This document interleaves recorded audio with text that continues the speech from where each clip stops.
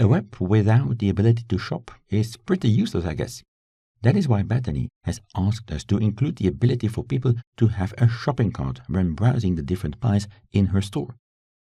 Let us see how we can create this in ASP.NET Core. Now, before we look at the code for the shopping cart, let me explain how we are going to implement it. The web itself is stateless. That means that once a response has been sent to the client, the server forgets all about the request. So in between requests, by default, no information is kept around on the server. That is how the web works, and that is how web servers can manage to handle many requests at the same time.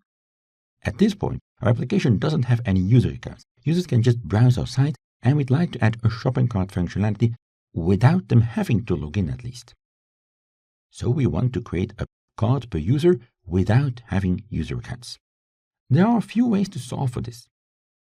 The solution that I want to use here is based on the concept of sessions in ASP.NET Core. When the user arrives on our site the first time, we will create a shopping cart with a unique ID. So we'll use a GUID. That GUID I will store in the database along with all the products added to the cart and thus associated with the GUID. Next, that GUID I will also store in a session variable so that upon subsequent requests I can find the cart ID again. ASP.NET Core will associate subsequent requests from this user with each other based on a unique value, the session ID, and it places that in a cookie. Now, what exactly is a session in ASP.NET Core then? Well, let me explain. As mentioned, the web is stateless, and so state about the request is gone once the response is returned. But ASP.NET Core offers sessions. Data can be kept on the server in between requests. Of course, since every request is by default a separate instance, the server needs a way to associate different requests with this piece of information that we kept on the server, so the session information, that is. And to do this, a cookie is created, which is sent along with the request and the response. It contains a value that can be seen as the identifier to retrieve information stored on the server.